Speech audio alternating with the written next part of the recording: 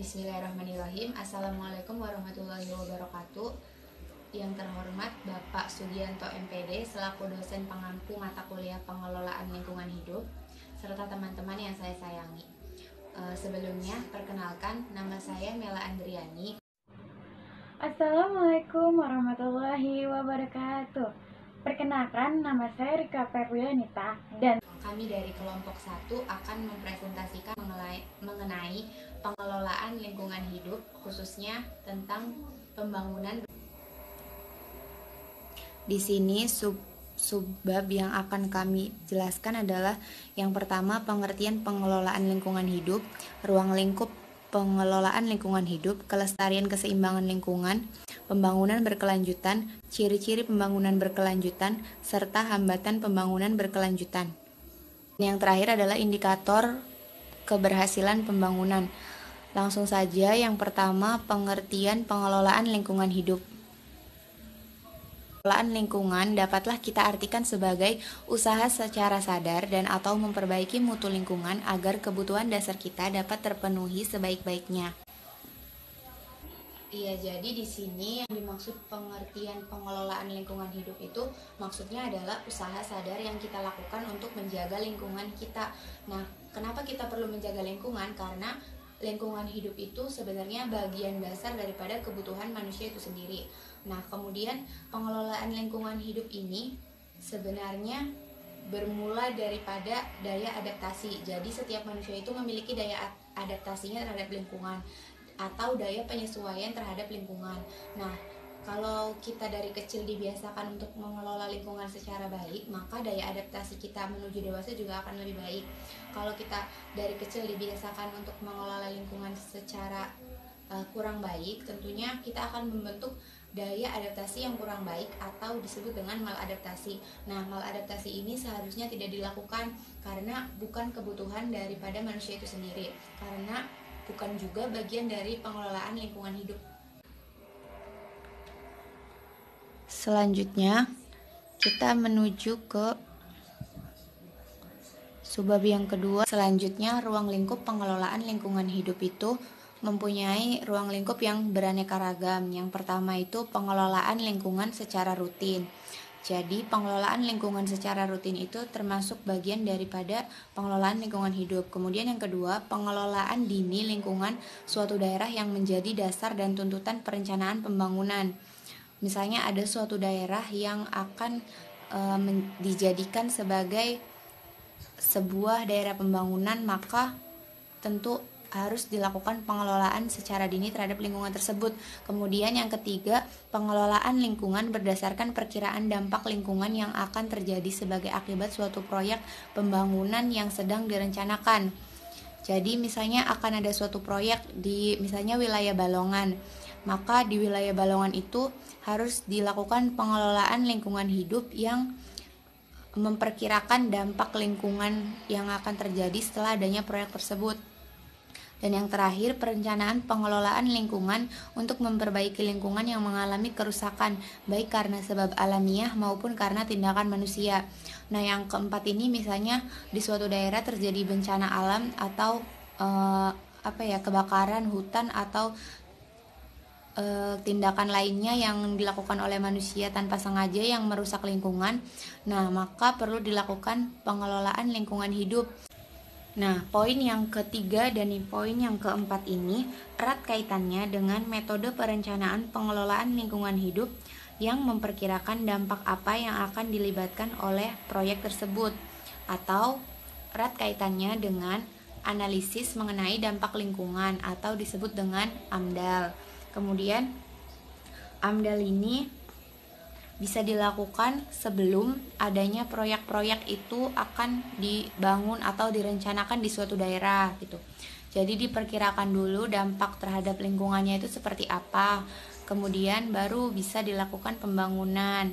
Terus untuk suatu proyek yang sudah ada tapi belum dilakukan AMDAL sebelumnya, maka yang harus dilakukan yaitu atau AMRIL, analisis mengenai manfaat dan resiko lingkungan. Jadi AMDAL itu analisis mengenai dampak atau dilakukan sebelumnya, Sedangkan AMRIL itu dilakukan ketika sudah adanya proyek. Poin ketiga yaitu mengenai kelestarian keseimbangan lingkungan.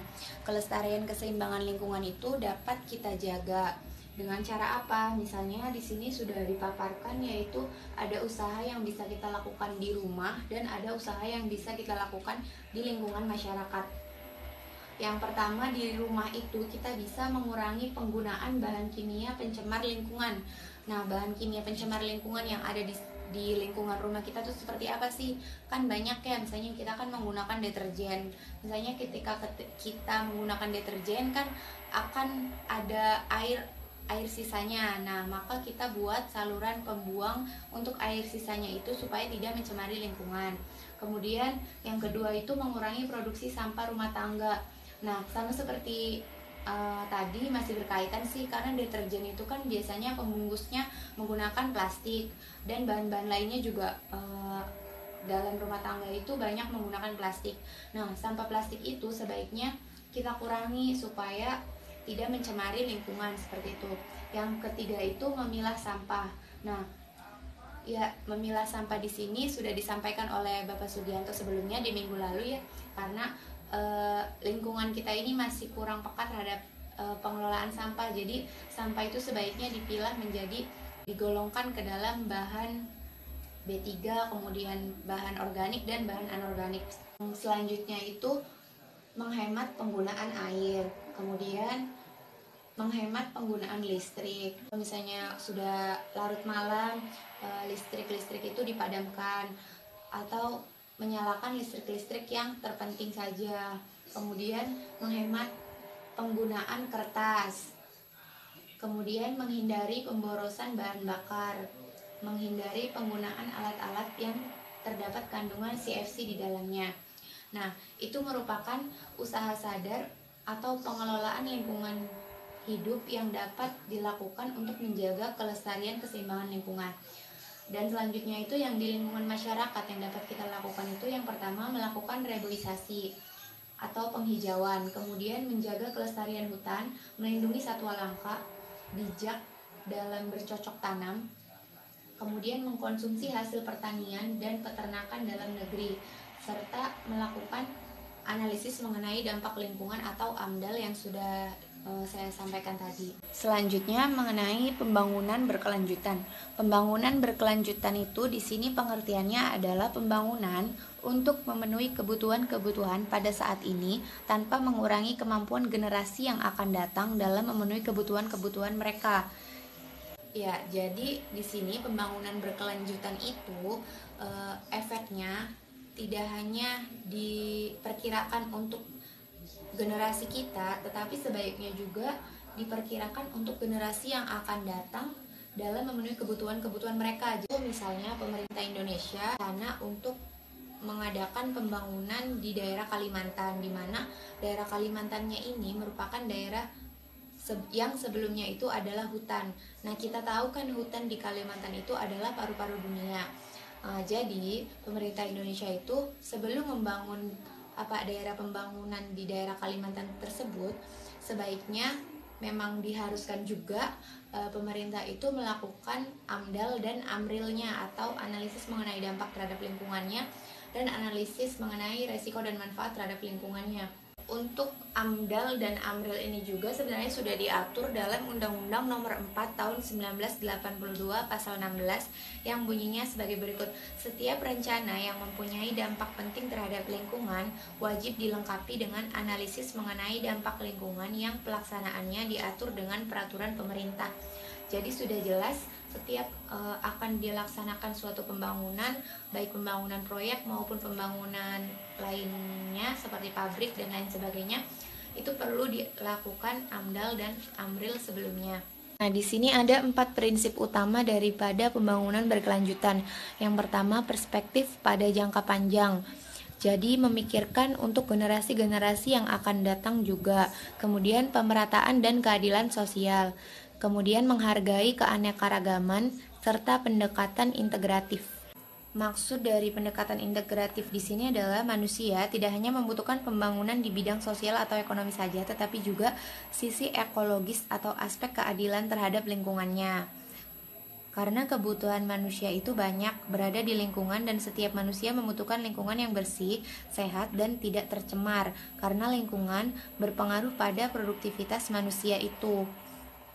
Jadi, pada hakikatnya pembangunan berkelanjutan di sini adalah perubahan lingkungan, di mana perubahan lingkungan di sini yang dimaksudkan adalah memperbesar manfaat dari lingkungan atau memperkecil resiko dari mencemari lingkungan.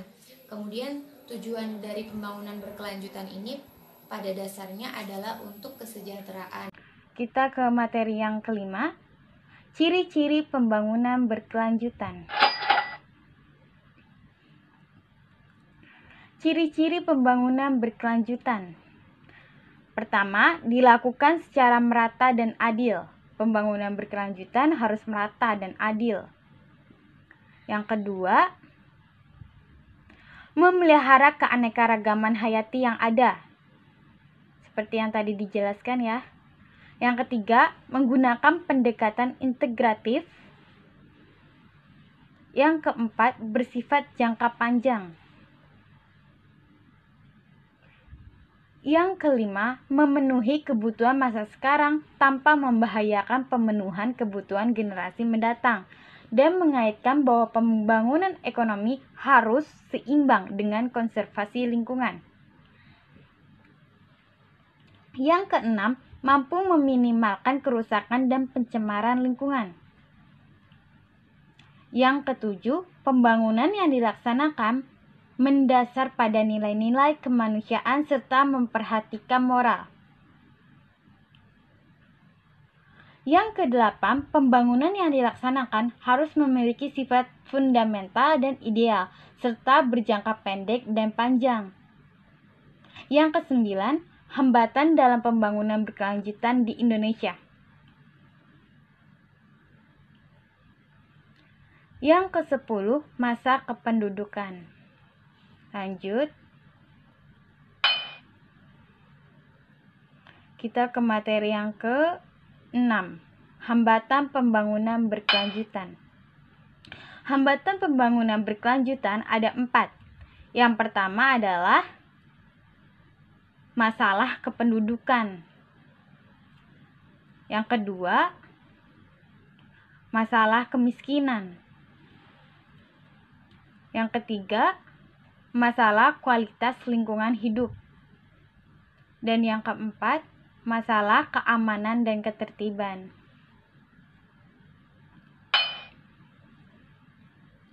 Kita lanjut ke materi yang ketujuh ya, indikator keberhasilan pembangunan.